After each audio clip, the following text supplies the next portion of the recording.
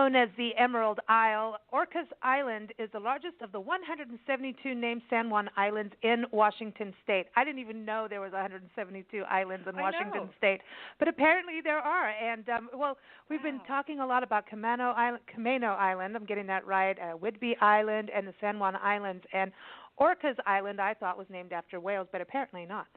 But apparently you can see whales out there. So there's that. But travel and wine writer Hilarie Larson is back on today's Big Blend Radio Show to talk about her nature trip to Orcas Island, which is also home to Moran State Park, Doe Bay, and the village of East Sound. A lot of, farm-to-table food, but, I mean, they're, really, 100% pure about this. This is, That's the way to go. Yeah, and so she's going to talk about that. Really some fascinating history and an inspiring story of conservation. And her article about this beautiful destination will be featured in the March-April issue of April-May issue of Parks and Travel magazine, but it's up on nationalparktraveling.com. Just type in Hilarie or type in Orcas Island and you'll find it, and you'll also see some of her beautiful photos from the area. Along with traveling and writing about her travels, Hilarie's also a wine educator, a sommelier, and the co-owner of North Winds Wine Consulting, and you can keep up with her at northwindswineconsulting.com. She's got a great blog there, too, and she's on Twitter and Facebook under North Winds Wine. Instagram as well. Great place to follow her travels. And you can also keep up with all her Big Blend Radio interviews and articles. Just go to blendradioandtv.com and check out the expert department. Wow, that's a mouthful. Hey, Hilarie, welcome back. How are you, Wine Queen? I'm fine. It's great to be back, and all these places you can read these articles. I'm exhausted just listening to it. I need a trip to Orcas Island to unwind. You know what, Nancy and I really, really, really want to go there. It just looks so beautiful and tranquil, and it just seems like, we always talk about sense of place, and whenever you think about sense of place and places keeping their identity and their history, you always your mind automatically either goes, okay, it's the complete park setting or the historic downtown village, but it seems like this whole island is, keeping their history alive, looking at conservation as being part of a way of life, all the way down to what you're drinking and eating. It's true. I mean, it's as I said, it is one of the largest islands in the area, but it's still really small. I mean, it's only something like 57 or 58 square miles, which isn't very large. And there's, 4,800 full-time inhabitants. So it's still very, very rural, and it's just covered with these beautiful forests with all these wonderful evergreen trees. I mean, one thing I did a lot of on this island and during my whole trip to the area was just breathe.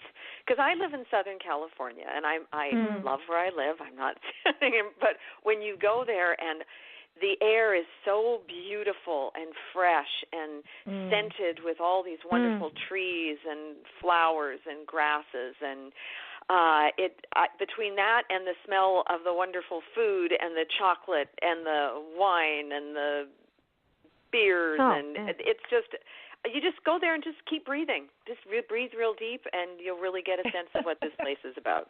It's like breathe, eat chocolate, breathe, drink wine. Yeah, breathe, visit a distillery. Yeah, this sounds really good. And I want to give everybody an idea where it is.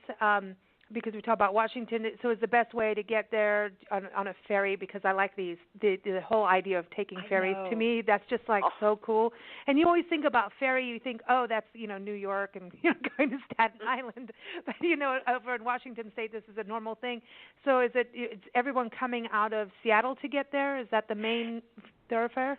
You can. Seattle is the largest city nearby, would be the main sort of airport. But it's actually further north. The island is closer to, say, Bellingham, Washington, or even Victoria, British Columbia. And depending on the time of year that you visit, there are different shuttle services that will take you from Bellingham Airport or SeaTac Airport in Seattle to the ferry in Anacortes, and then you just hop on the ferry and away you go. and it's not a long ride, if I remember. I think it's around 45 minutes, something like that. But it's so beautiful and relaxing. It's just a wonderful way to kind of wind down from the mainland and transit into this beautiful, much more laid back and peaceful world. And you can also fly to some of the San Juans. You can fly to San Juan Island.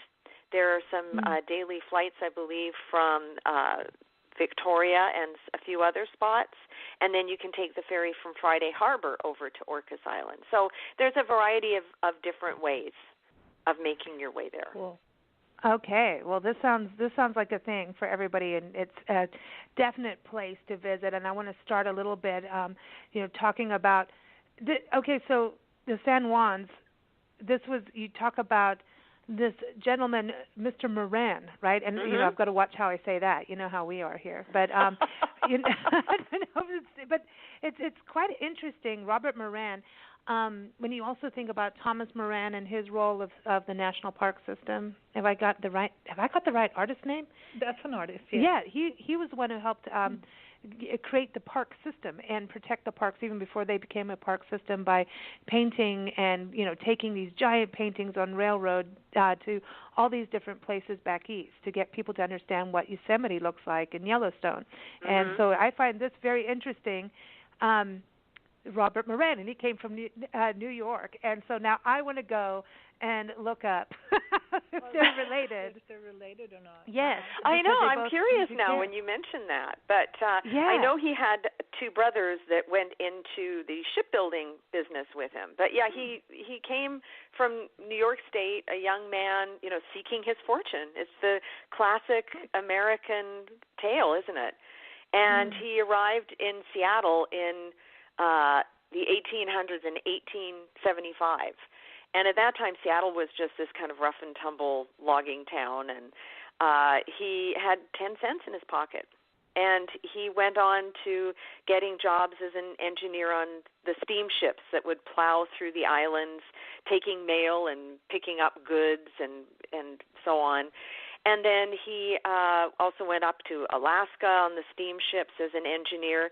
And then eventually he came back to Seattle and opened up a marine repair shop on the docks, brought his brothers and other family members out from New York, and they set up the Moran Brothers Company. And he went on to be mayor for 2 terms, really integral in the building of Seattle, and made his fortune really supplying boats for the gold rush. They built the river boats that took people's supplies up to the Klondike, so they'd be waiting for them when hopefully they made it up to the Yukon for the gold rush. Smart. And then he got a contract to build the USS Nebraska, and that put a lot of people to work in Seattle, built up his company even more, and he was very, very famous and obviously extremely well-respected leader of the Pacific Northwest community, and also a big naturalist, too. See, that's where, this is interesting. So he's a naturalist. So he discovered Orcas Island, which I'm right on this, right? I remember, actually, I think I learned about this through, there was a Twitter chat with the San Juan Islands before you were all going up there. Through the International Food, Wine, Travel Writers Association. I remember they were saying, Orcas Island, is not named after the whales. And I was like, what? Because that's the area you think you're going to see them. And you do, because I know you saw them. Maybe the whales named after them. I think it was after a Spaniard, I think. Yes, with an extremely long name. And I think we discussed this before on some of my previous chats about the area. But the Spanish got there first, and in 1791 there was a Spanish explorer, Captain Francisco Eliza, and he named the islands. Of course, they charted them and named them, and he named it after the Viceroy of Mexico, who had, one of those, names that has about 20 components, and one of the components was Orcasitas. So they believe that's where the name Orcas originated. But it also was kind of called the Isla de Orcas, because Orcas is a Spanish word for a type of black fish. and the orca whales, of course, are black and white. Yeah. But people believe it's really after the Viceroy of Mexico at the time. Wow. Huh. So Moran went out there, and I went and tried to Google this, and then I got all these family trees. I'm like, dude, I can't read that. I was just trying to Google that while we were doing that. I was like, hey, what? But anyway, I want to look into that because they've got such similar mindsets, and they were pioneers around the same time frame. But so he goes out and he finds Orcas Island as he's cruising around, and I mean, this area must have just taken his heart, and he decided to move. Yeah, he had during the big contract they had to build the USS Nebraska. It went on for about 4 years, and then once the ship was christened, the government, in typical government fashion, said, "Oh wait, we want to add this," and "Oh wait, we need to change that."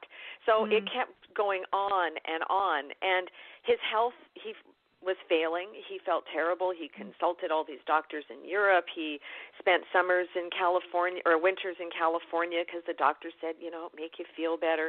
But he basically, what now we would say, is he was just completely stressed out. He was most likely having a nervous breakdown from all this stress. And the doctors, of course, at that time didn't diagnose it that way. They just told him that he had about a couple of years left to live. So he thought, okay, if that's true, I have to make some radical changes here. So, yeah, he was out with some friends just sailing around through the islands, and he came upon Orcas Island, and the only real habitation was a very small sawmill. And it was situated on Cascade Bay. The island of Orcas is shaped sort of like a big inverted C or a horseshoe. And Cascade Bay is this large bay that is in the middle of it, of the sea. And so he made a deal with the owner, Mr. Newhall, and he bought all the property and all the surrounding land. It was about 7,800 acres. There was 4 lakes and forests and rivers and the sawmill. And he thought, well, this is a good start because it's got the basic infrastructure. There's some existing buildings. And, he was a very sensible man. He was a shipbuilder. He was used to doing things properly and with quality and living this sort of somewhat regimented lifestyle. And he thought this was a great start, and because there was nobody else there really, it was peaceful and it was tranquil, and he knew that he and his family could just get away and he could live his remaining years in peace and quiet. Nice. I want that. I mean, this is so. I mean, but it's interesting because he had a the whole system there, and he built his house, but he didn't use the wood there, but he imported the wood. Nowadays, we'd say that wasn't sustainable either. I know.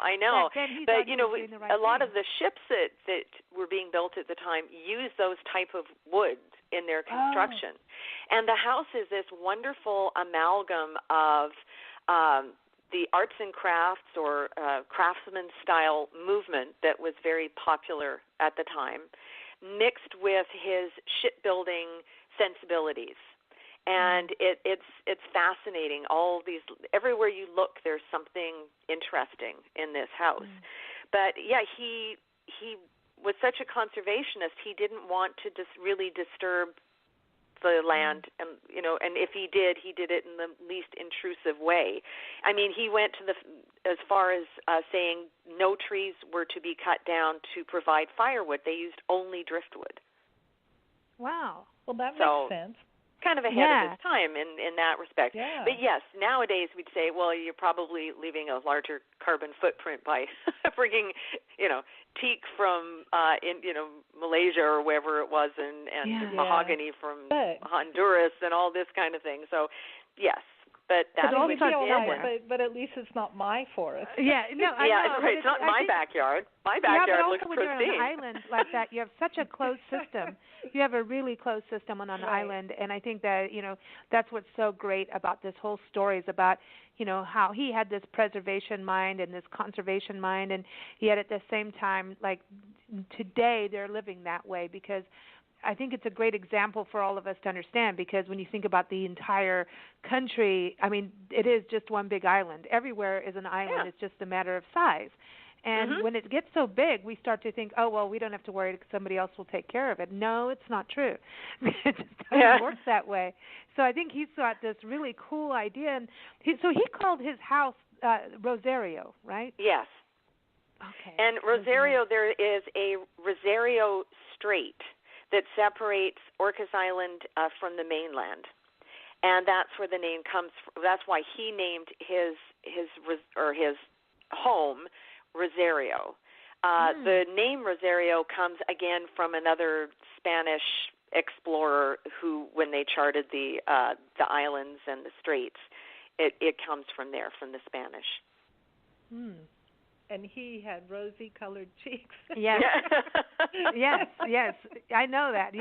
But so this is really neat. So he gets this land, and he goes out there. He builds this huge thing, and you said it was known as the San Simeon of the Northwest because of the Hearst, the whole Hearst Foundation? I think just because it was this great palace kind of out in the middle of nowhere. Yeah, but it wasn't really palatial like San Simeon is. It's beautiful and it's big and it's like a rustic luxury, if that makes sense. Oh, it sounds like a lodge, but in a grander style. You know, he spent the money on the construction of the house and the beautiful woods, and there's floors in the house that are all hand inlaid with beautiful little like mosaic, Italian ceramic tile mosaics. Some of the floors, the wood floors, it's a herringbone motif, and it's all handcrafted on the island from the imported woods, and some of the floors took 2 years to put down. Wow. And he brought in these wonderful craftsmen who had worked for their company in Seattle, who did the ship construction and did the ship interiors. And he brought them over to Orcas Island to do this work on the house. So that's another connection to his shipping past that you can see in the house. And so eventually, I mean, this, and now it's like a resort, right? It ended up becoming this and having a few owners once he decided to totally retire.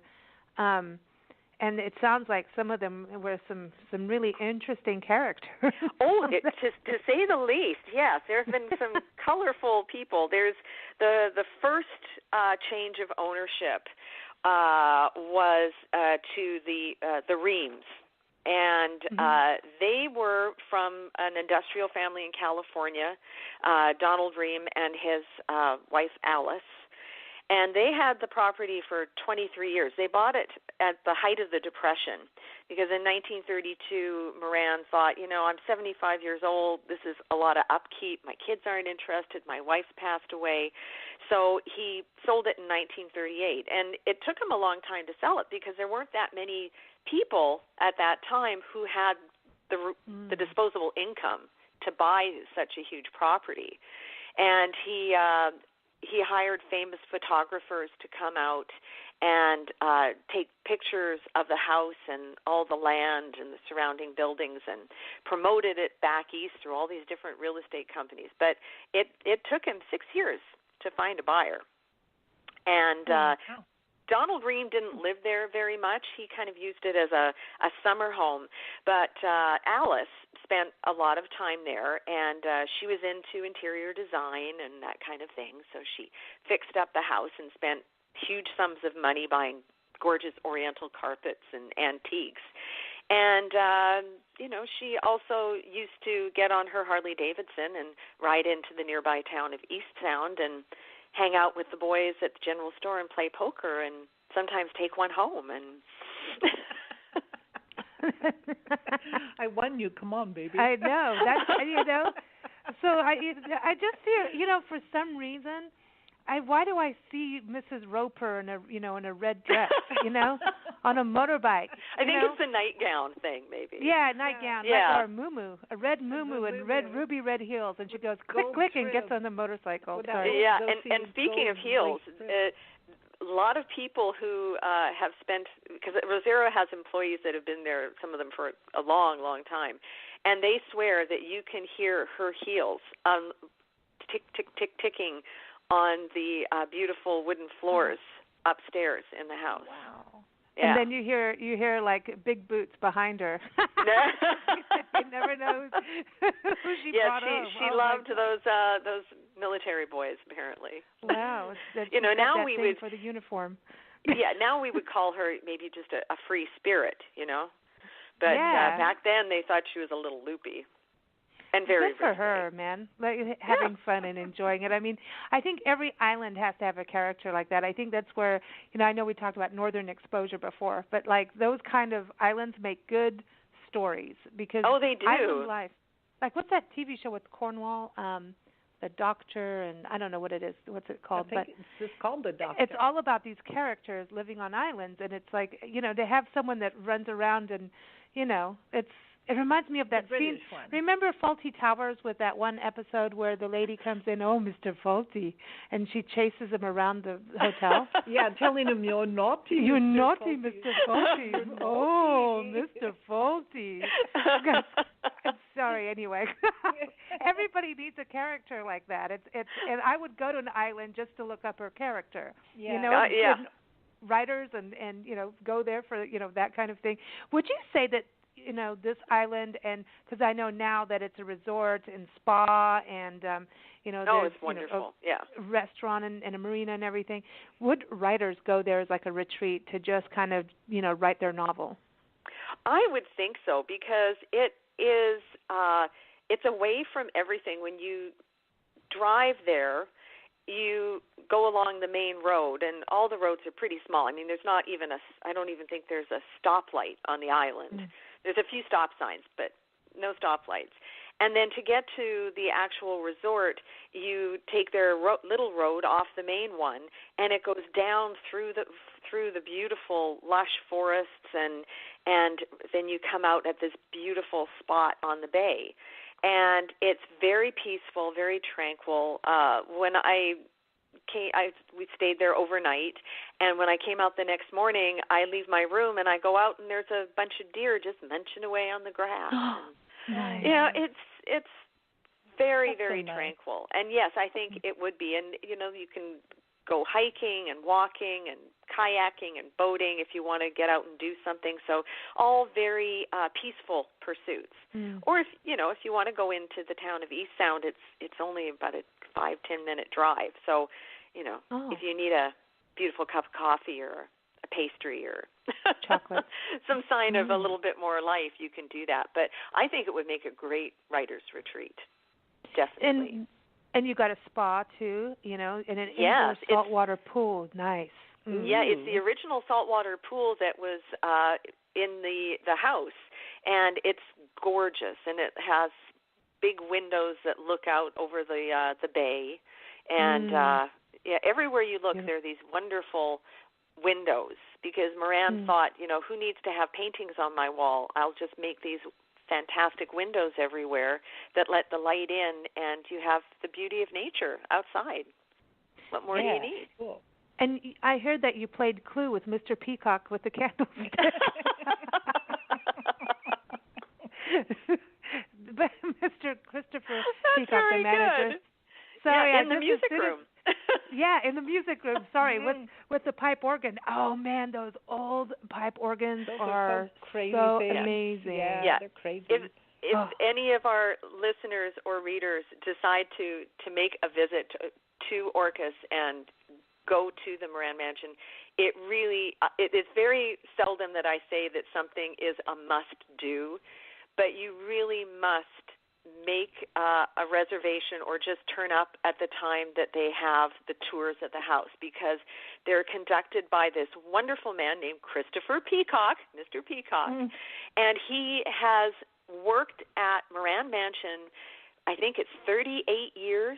It was his first job during college in the summer, like parking cars or doing something very starter job.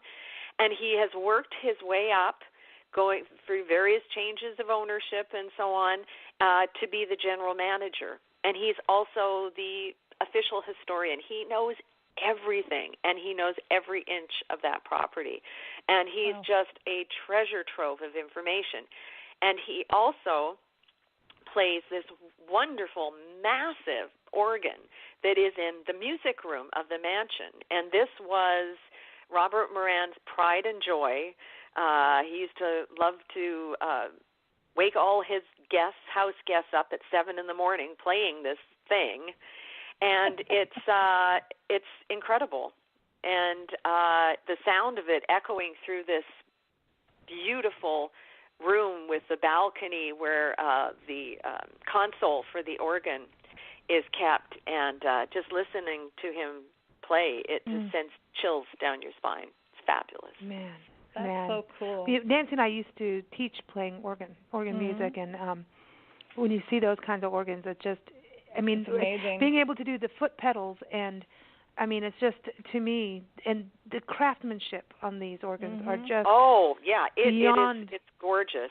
Oh, man, and that he actually plays it, that is incredible. Now, before we get off into Moran State Park, which I really want to talk about, I do want to talk about the restaurant at the mansion, the Moran Lounge, and you talked about meeting Chef Raymond Southern from Vancouver. So you're getting a lot of that with just to hop over, right, over the ocean. It is. Vancouver's very close by. But, yeah, he is the chef there. He's almost a local guy because Vancouver's not very far away. He didn't grow up in the city. Apparently he grew up just outside Vancouver proper. So he, grew up growing vegetables in the garden and helping his parents, harvest. And so the idea of farm to table is really, really important to him. And he's had a great career. He's worked at all these different big hotels. He was the executive chef for Holland America line. And actually, I thought kind of a cute story. His wife, when he came for the interview for the executive chef position at the Rosario Resort, his wife, whom he had met working through Holland America, came with him for the interview just to see what the place was like, check it out. And because of her wonderful experience, they offered her a job too, so she's the sales director there. Right on. Oh, cool. Hey, that's a good. You keep hearing these cool little stories all over the islands, things like that. Something magical happens up there. I don't know. I want a Northern Exposure TV show for the island. That would be. I really do. Cool. All these stories like you're saying, and then you look at the photos, and then, again, you've got Mrs. Roper in her ruby red heels on a motorcycle, picking up uniformed men. You could do that, like murder and haunting. mystery Clue, kind of thing. Murder mystery dinners there. I mean, to me, this is just a giant setup of island stories for like a TV show that could go on for years. I really see and it. I was just there overnight, so I only got just the tip of the island icebergs of stories. So imagine. I know. This is so cool. And just speaking of stories, we'll get to Moran State Park. I got to get into that because I love this story of that. But talking of food, you were talking about East Sound. That's pretty much, the main, town of Orcas. But you met some other amazing chefs there, and Ted and Susan and Catherine. So this family, he was a chef, and so this is another like family venture, and it involves food and chocolate. And chocolate, yes. It's Catherine Taylor Chocolates, which is right in the heart of this charming little village of East Sound. He was a chef, and he found that he was never home, right? Chefs are hardly ever home, let's face it. Right. And he had this wonderful wife that he loved, and they had a very young daughter, Catherine. And so he'd always loved chocolate. So he tried crafting some chocolates. And they sold them, I think, at the farmer's market at Christmas time because they thought, well, let's see how it goes, see how they're received. And they were such a hit that they decided to open this little shop. And they make the most beautiful combinations and unusual things, like garam masala and coconut and rosemary caramel. And one of my favorites was rhubarb. They had another one filled with the Italian dessert wine Vinsanto, which was heavenly. They use predominantly a French chocolate from the Rhone Valley known as Valrhona, which is renowned by confectionery chefs all over the world. And it's just a wonderful place. And the people that own it, they're just such a charming family. And Susan and Catherine go in every morning and open up the shop together and have breakfast, and then she goes off to school and comes back after school and helps out. So it doesn't just have her name on it, the daughter's name on it. She's an integral part of the family business. I love that, and that's so That's important. Good. Yeah. That's important. And then what about the brown bear baking? Oh. Now this is This is a great Pacific Northwest story, I think. The two gentlemen that opened Brown Bear Bakery, it's right across the street from Catherine Taylor Chocolates, and they make everything right there. They've got this huge open kitchen, and they do great baked goods. I mean, really wonderful croissants and breakfast buns, and they make their own granola and breads, and you can get light lunches there too, and great coffee. Of course, this is the Pacific Northwest. You can always find good coffee. And the two gentlemen that opened it, when they were getting ready to open, they have a flag pole outside of their restaurant. So they put up the rainbow flag. Yeah. And somebody in town got really ticked off about this and thought it was terrible. And I guess the rest of the community disagreed with that person because they all started flying rainbow flags on their property. And all over town there were all these rainbow flags. Awesome. So needless to say, they have been very well received, and it's an incredibly popular local spot. Right on, right on. Rainbow power. I love that. Rainbow I love power. that. And yeah, I love that. And I bet you they have awesome rainbows out there too. I bet you with the way I'm sure they do. I didn't get to see one, but I'll have to go back in search of it. See, I know. There's always a reason to go back. Girl meets dirt. I'm liking this because this sounds like my Isn't that childhood great? of running around. It's like, yes, that's me. But this is neat. Another story. I mean, this is a couple coming from, Manhattan and from one island to the next. yeah. And they moved to the island just to get away from the big city. They didn't really have any great business plan in mind. But she just loves the idea of heirloom fruits and vegetables and that kind of thing. And the islands, and especially Orcas, but a lot of the islands of the Pacific Northwest had beautiful orchards, and they were known as the fruit basket of the Northwest until they dammed the Columbia River in eastern Washington and made irrigation possible, and then that area took over. So all around the island, there are all these remnants of old orchards, and the trees are just pretty well abandoned. Nobody owns them, but they still produce this great heirloom fruit, and they're basically untouched. So she apparently they had I think it's called a Shiro plum tree that was in the yard of the house that they purchased, and it was just there. And so she thought, well, I'm going to make some jam out of this. And she noticed fresh mint was growing right at the base of the tree. So she thought, well, if nature thinks it's a good combo, I'll give it a try. And that was her first preserves. Wow. And they went on, and again, to be really popular. The line has expanded. They get all this heirloom fruit from organic orchards all over the island and also neighboring Lopez Island. And she makes these great jams and what they call cutting preserves, which are slightly thicker, and they're wonderful to put on cheese plates or anytime you just want a little hint of sweetness, but not a jam, not spreadable like a jam. And this is another place where you walk into this little shop, and they were making jam that day, and the whole place. I mean, I can't tell you how heavenly it smelled. It was unbelievable. It's a good thing there's a lot of hiking trails out there, too, because there's also Island Hoppin' Brewery. Now, good name. I mean, come on. Isn't that now. cute? That's good. Yeah. I know. That's really cool. I noticed in your photos that there's a lot of bicycles around, and it seems to me like it's an active community that's, hey, we can go to the brewery and cycle home and see, how much of a straight line we can cycle in. But it seems to be that kind of healthy active place, even though with all this good food, you need it. Yeah.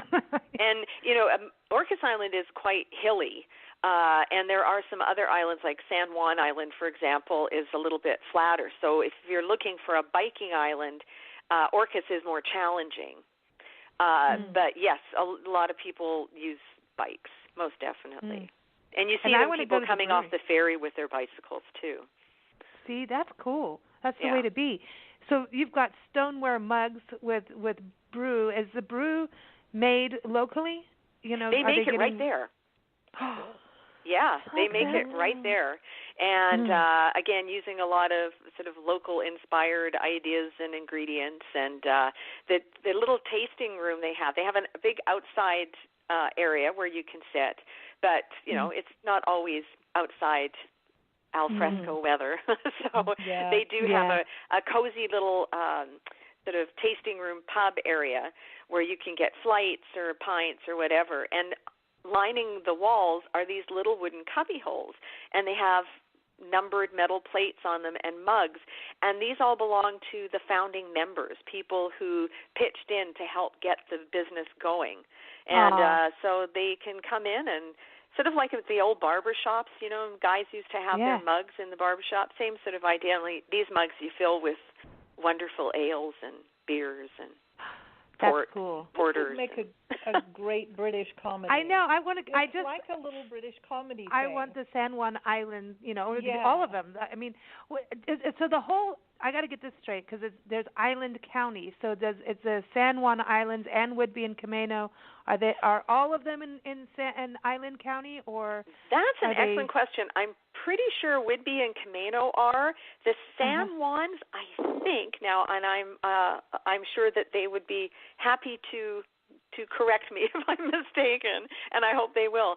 But I believe that they are separate. I think San Juans are separate. Yeah, I think but they're I'd have to double region. check on that. Well, I want to go to all of them, and I mean, this is just so cool. Okay, before we get to running around in Moran State Park and getting to this amazing conservation story, and I got to watch our time here because I got a special song for you. Oh, good. I love your special songs. It's got a little European flavor to it and some tree medicine in there too. I got to talk about clothing optional spas at Doe Bay. Doe Bay. You can go all natural today, and get in there. So I had to that's why there are no pictures of the beautiful massage area and the soaking tubs that are up on this cliff that looks out on this little inlet of Cascade Bay, because you're not allowed to take pictures because it's clothing optional. I don't think I want to see them, to be honest. We have enough politicians showing everything that we don't need to see everybody else's. Sorry, but anyway. But I mean, when people have their own thing in a spa. That's why it's optional. But you don't. You can keep your clothes on to enjoy the wonderful area and the food and the wildlife and everything else.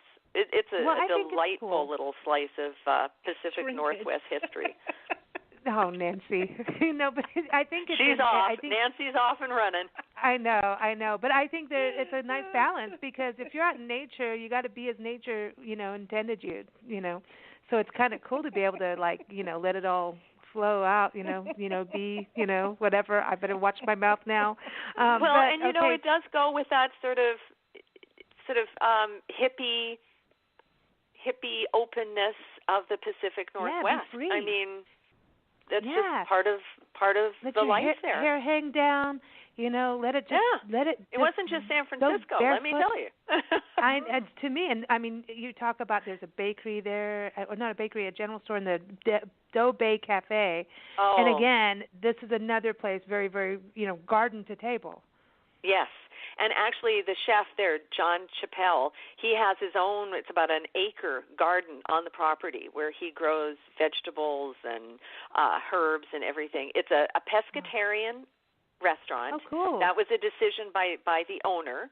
You never see that, the food is just fabulous. It's literally whatever is fresh that day. And I remember Chef John they have a big open kitchen, and he was getting a dish ready for us, and I was chatting to him, and he said the only thing that would be in our food, that plate of food that wasn't local, was the lemon juice, because they can't grow lemons there.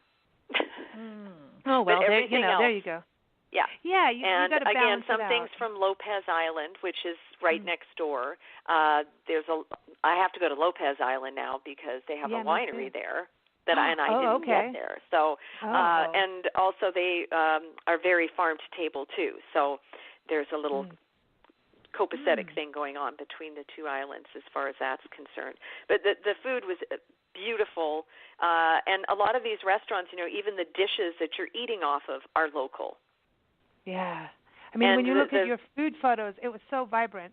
It just looked incredibly fresh. Like, colorful. And when people can cook and put like nasturtiums and flowers in the food, you have to have that. That has to be fresh, and you need to serve it now. And no pesticides, nothing nasty. None of that stuff. Let it.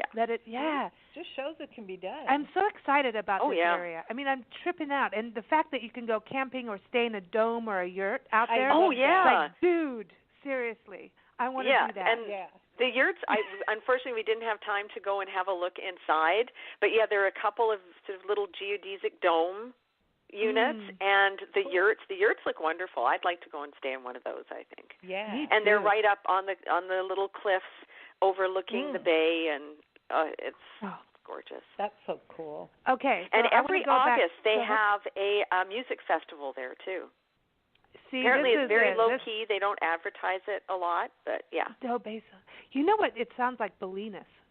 Outside of Bolinas is up in just in Marin County near Muir Woods, and it's between Muir Woods and part of Point Reyes, actually the southern part of Point Reyes National Seashore. And it is they don't want people to go to all their concerts and stuff, and I know that Carlos Santana used to stay out there, and George Lucas, and it's kind of this. You drive around there, and you try to look through the redwoods to see the mansions, but it is so beautiful. Bolinas is like the nature spot, and it's like they don't necessarily want visitors in. There's a balance, and then if you know someone, then you're allowed in the bar. Because they're light-footed, and so it's like it's not hugely advertised, like what you're talking about. Yeah, because they have to, and this is what I love about how everything's happening out there.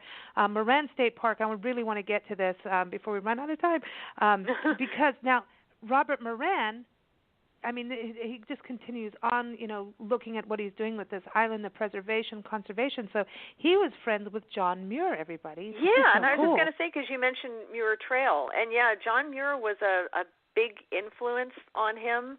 And one of the reasons, and again, it all sort of fits in with this, the whole arts and crafts movement and the appreciation of nature and being one of nature in a more simple kind of lifestyle.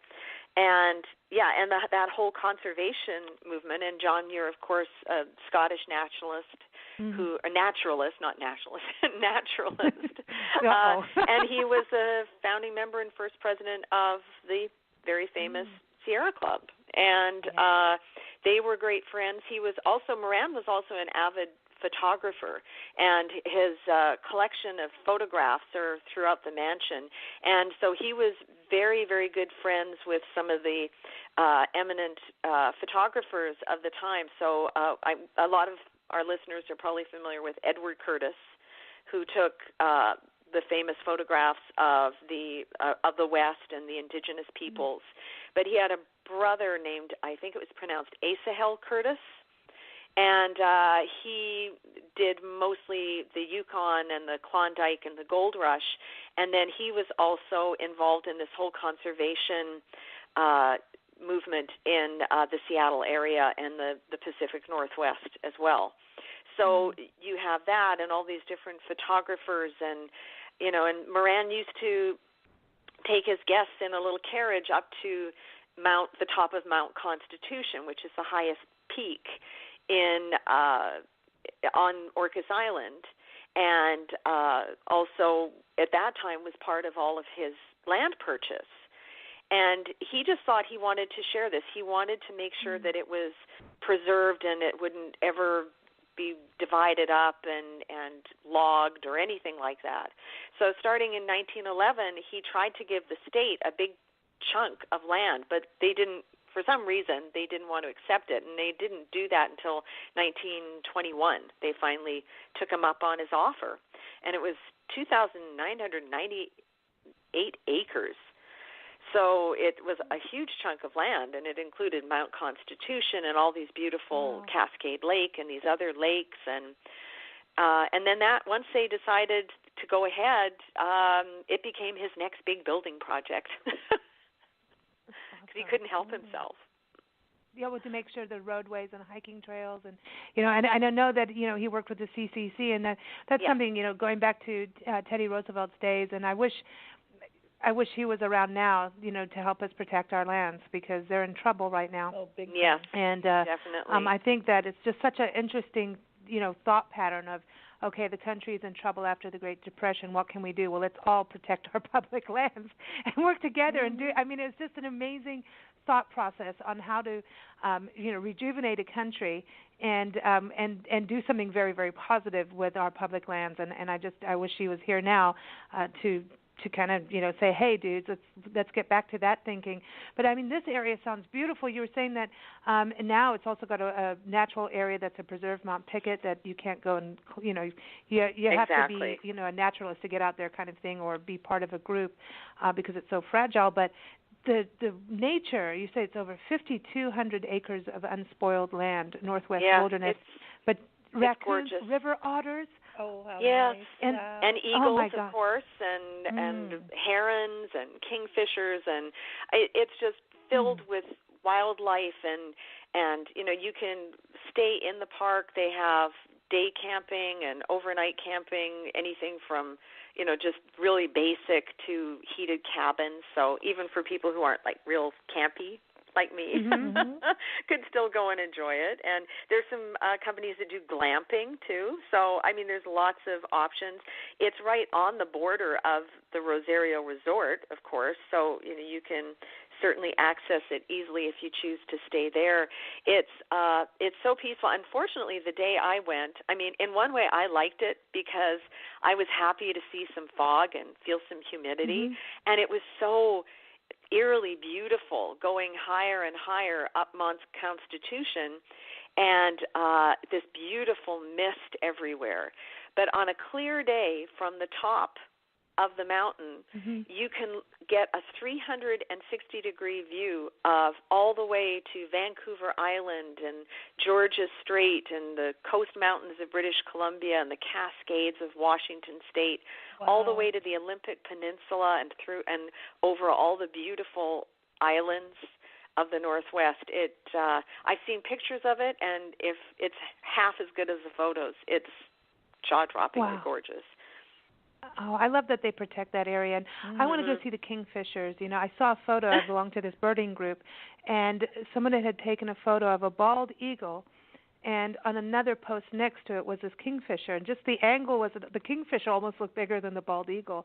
And I was like, that's got to be – this is a Facebook group. And I'm just like, that is so incredible to see them just both hanging out. But they're both going after the same, thing.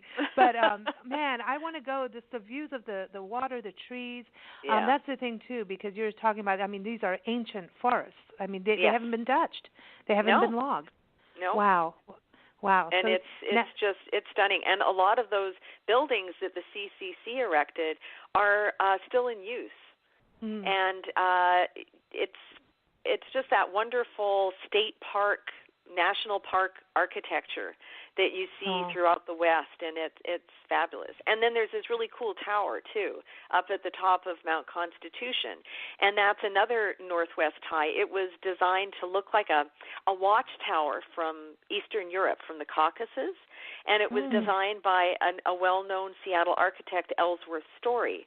And, again, that was built out of local sandstone by the Civilian Conservation Corps. And they even handcrafted all the metal joints and gates, and it's wonderful. That's a way to revive an economy. I'm just saying. Isn't it, though? And what a legacy. I mean, we're still enjoying all these things. These stories so are many so years amazing. later. When we were in Louisiana, we went to a place called Hodges Gardens, and it became a state park. And unfortunately now gone back to the estate. This Mr. Hodges was an oil and gas developer, and then later he realized, well, that wasn't a good thing to do, and he had this huge piece of land, and so it was a quarry, and he restored this into these magnificent botanical gardens. He put in a man-made lake, a forest, and bald eagles were there, and even when we were there, and he did like not just a botanical garden, but this area was like a bog garden, so you could see what the local Louisiana, this is like Toledo Bend area, so it was the western side, northwestern side, and it was incredible. You had these little cabins right there on the water, and we're watching all these birds, and it just was this magical place. And unfortunately, the state of Louisiana decided to let it go off of their state park system, which is just devastating. And I hopefully the friends will be able to help it. And so when you see these places, there's a lot of times there's these friends groups of parks, and I encourage people to be part of it. There's often a bookstore involved where you can buy books, and that helps these places stay protected and stay in the loop, because it really does benefit the local economies. Just like we're talking about East Sound, the village there, the park. It's a symbiosis between the two, and the fact that the village and all the business owners and the resort are so environmentally friendly and have that consciousness, I think is such an amazing story. This is such a great example of what and how it should be. I'm so excited. So everyone, visit sanjuans.com is the website to go to plan your vacation there. Again, Hilarie's article is up on nationalparktraveling.com. Just type in Orcas Island and you'll find it. And it will also be featured in the April-May issue of Parks and Travel magazine, probably with a little video too. So there you go. And everyone, keep up with Hilarie at northwindswineconsulting.com. She's on Twitter and Facebook and Instagram under that. But here's your song of the day, okay? This is from Switzerland. Not Switzerland, Sweden, all the way from Stockholm, from our friend John Magnusson. And you can go to his website, John, it's Jon, Magnusson.se. And this is an old Swedish folk song from the early 1900s, and it's about the forest. And I figured, I know you like to travel around the world, so why not have some Swedish music while you're in the San Juan? And it's about a forest. How appropriate could that be? Yes, it's just a quick little guitar ditty. It's called Visa från Unten Myra, and I think I got it right this time. So here's your song. All right. Thank you. Thanks so much, Hilarie. Have a great weekend. Bye-bye. You too. Everybody, here it is. Visa från Unten Myra. I'm just going to keep saying that.